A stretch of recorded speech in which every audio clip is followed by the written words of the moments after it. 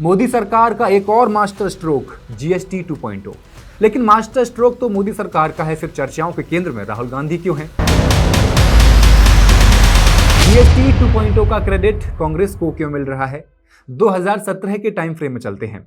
आज से लगभग 8 साल पहले किसने सोचा था कि मोदी सरकार जिस जीएसटी को आधी रात संसद का घंटा बजाकर लाई है, उसी पर वो एक दिन यू टर्न लेने को मजबूर हो जाएगी। 2017 में जीएसटी को बड़ी अर्थव्यवस्था के लिए क्रांतिकारी और ऐतिहासिक कदम बताया गया। कहा गया कि इस पर टैक्स खत्म हो जाएगा, ईज ऑफ डूइंग बिजनेस आसान हो जाएगा, ट्रांसपेरेंसी और सिंप्लिसिटी आएगी, ग्रोथ तो 8 से 10% बढ़ जाएगी, ऐसा बोला जा रहा था। मोदी सरकार ने जीएसटी को वन नेशन वन टैक्स कहा। भाजपा और गोदी मीडिया ने मास्टर स्ट्रोक कह के इसको बहुत प्रचारित किया, खूब वाहवाही लूटी गई। लेकिन विपक्ष ने कहा कि ये गुड्स एंड सर्विसेज टैक्स नहीं है, ये गब्बर टैक्स है। ये देश के छोटे छोटे व्यापारियों को खत्म कर देगा, एमएसएमई उद्योग को बर्बाद कर देगा।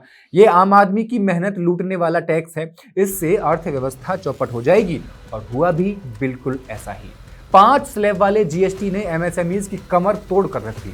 छोटे कारोबारियों को भारी नुकसान उठाना पड़ा। लॉजिस्टिक्स, टेक्सटाइल और रिटेल सेक्टर में 10 लाख से ज्यादा लोगों की नौकरियां चली गईं।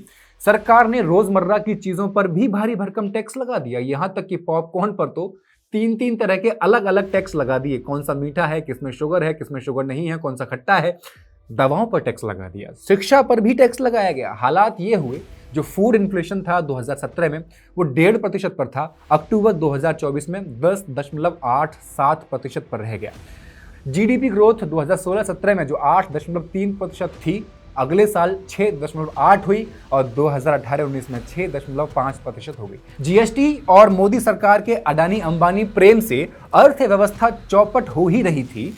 ट्रंप के 50% भारी भरकम टैरिफ लगते ही डिमांड एंड सप्लाई की चेन धराशाही हो गई। माना जा रहा है कि जीएसटी रिफॉर्म में ट्रंप के टैरिफ का भी बड़ा हाथ है, लेकिन भाजपा इसे नेक्स्ट जनरेशन रिफॉर्म्स कह रही है, मोदी का नया मास्टर स्ट्रोक बता रही है। सवाल यह है कि अगर ये मास्टर स्ट्रोक है तो 2017 वाला जीएसटी क्या था? अगर ये वाला जीएसटी महंगाई की मार से बचाने वाला है, एमएसएमईज को राहत देने वाला है, तो पुराना वाला क्या था?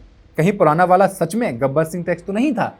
मोदी सरकार ने जीएसटी पर यू टर्न क्यों लिया? Cigarette, bidi, gutkha, car, bike, fridge, TV, AC क्या सस्ता होगा और क्या महंगा? यानी जीएसटी 2.0 की क्या है पूरी कहानी? फैक्ट्स एंड फिगर्स के इस एपिसोड में I will explain.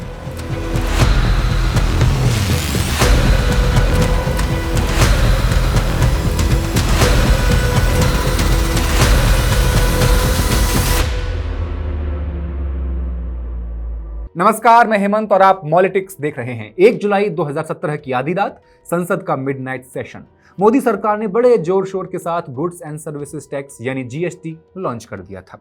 PM Modi ने कहा, जीएसटी भारत की आर्थिक आजादी का नया अध्याय है। ये टैक्स चोरी रोक देगा, बिजनेस को आसान बना देगा और one nation one tax and one market के सपने को पूरा कर देगा।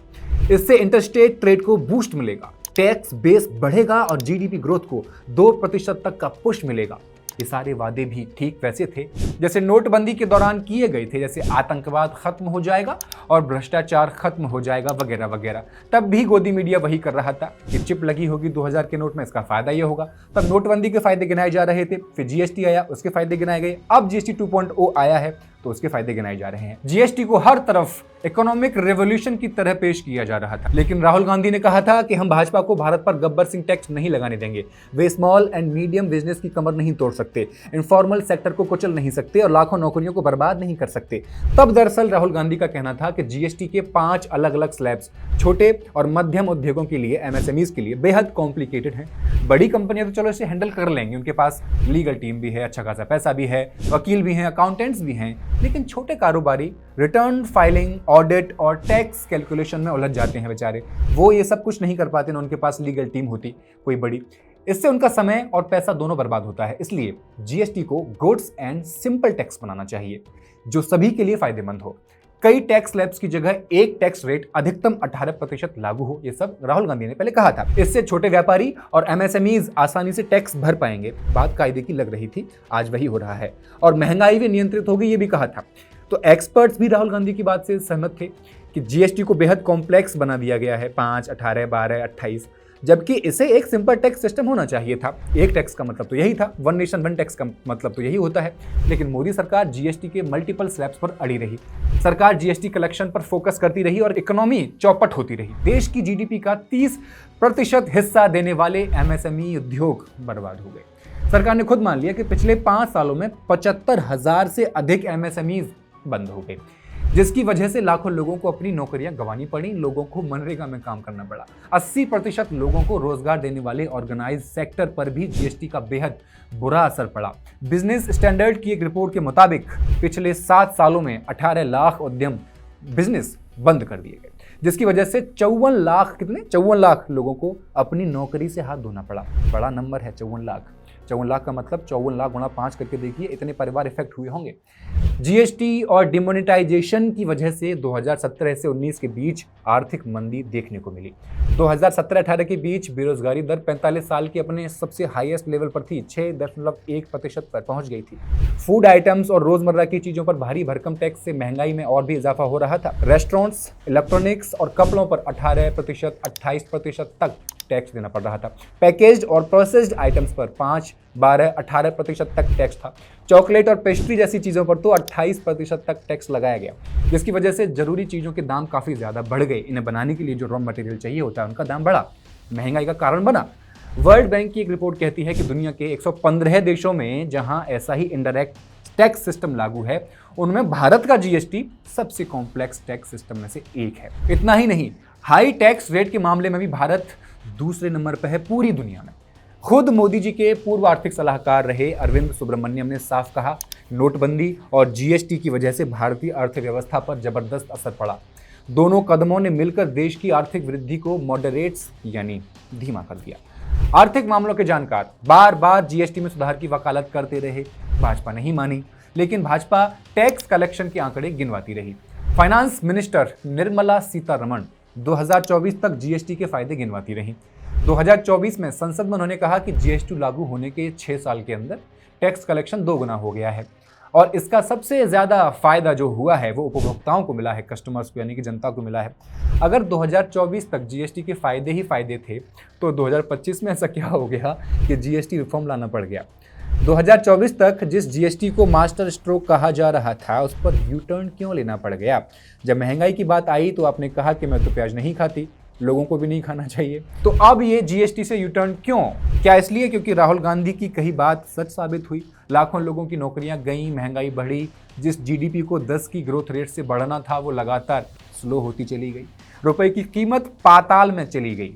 रही सही कसर ट्रंप के टैरिफ ने निकाल दी। ट्रंप के 50% टैरिफ से टेक्सटाइल, ज्वेलरी और स्टील सेक्टर बुरी तरह से प्रभावित हुए। इससे जीडीपी पर आधे प्रतिशत से 0.6% तक नकारात्मक असर का अनुमान है। ये बहुत होता है, ये परसेंटेज में कम लग रहा होगा आपको। साथ ही 10 लाख से ज्यादा लोगों की नौकरियां भी खतरे में आ गई। अर्थव्यवस्था में बूस्ट के लिए जीएसटी रिफॉर्म बेहद जरूरी थे, लेकिन मोदी सरकार सिर्फ इसलिए रिफॉर्म लाने में डर रही थी कि कहीं इसे राहुल गांधी की जीत की तरह न देखा जाए। क्योंकि जैसा पहले बताया गया, राहुल गांधी शुरू से मल्टीपल टैक्स स्लैब और हाई टैक्स रेट के खिलाफ थे।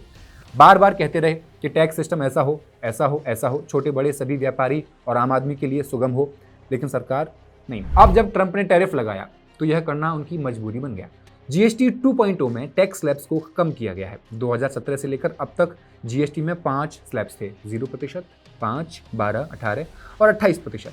कुछ वस्तुओं पर तो सेस लगाकर कुल टैक्स 50% तक हो रहा था। हालात ऐसे थे कि पॉपकॉर्न जैसी चीज पर भी 3-3 स्लैब्स लगते थे।